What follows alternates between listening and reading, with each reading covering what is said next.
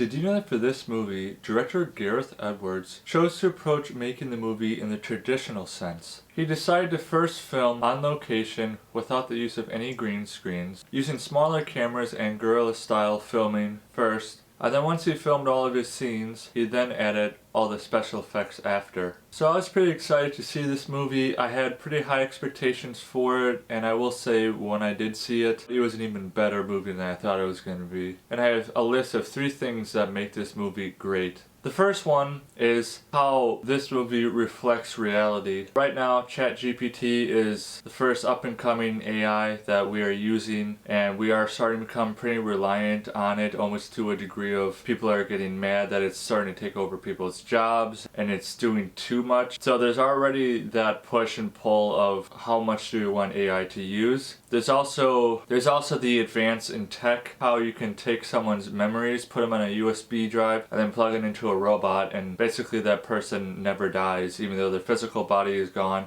their memory and everything about who they are is now living in a robot. And then there's also the futuristic idea of plane trips to the moon, which this movie's set in 2065. I think that is a real possibility someday, of plane trips to the moon and plane trips to space and back. They just have to make the plane tickets affordable. This movie does a phenomenal job at evoking emotion. I didn't think I was gonna get emotional during parts of this movie, but the way Gareth Edwards has us just drawn in with the story and the characters, and especially the music, Hans Zimmer nailed it again. But just like the whole story of the robots want to live in peace and the humans are the bad guys, and the simulants are kind of the hybrid of a human and a robot, so that's why I think it evokes a lot of emotions when you see them dying and you see them in pain, because they do look like humans, but they're not really humans. So you kind of have a battle with yourself, like your morality, like should I feel sorry for these robots because they're not really humans, yet they look like a human. The actress who played Alfie,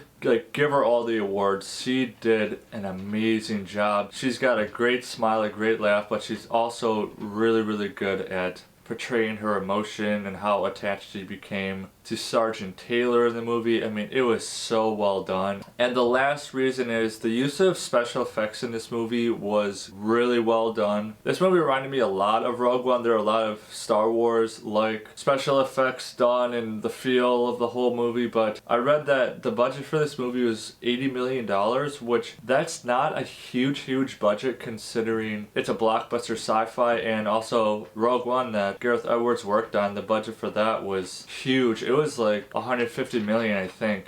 Something like that. It was like twice the amount of budget that this movie had, yet Gareth Edwards used the budget so well. He didn't blast us with special effects, oversaturated us with that, because a lot of movies do that, and I think that's why a lot of movies nowadays suffer, is because they're relying too much on special effects. Gareth Edwards chose to use special effects to make a point, to use it in a creative way, but he focused more on the story. So hats off to Gareth Edwards for really showing us and showing other directors this is how you use a budget. It may not be a huge budget, but you can use your budget wisely and you can still make a solid sci-fi movie out of it. So I highly recommend check out The Creator as soon as you possibly can, because it is amazing. So for The Creator, I'm going to give it a 7.5 out of 10 Mudflaps, and remember, leave me a thumbs up and drop in the comments below who's your favorite sci-fi director. See you next time.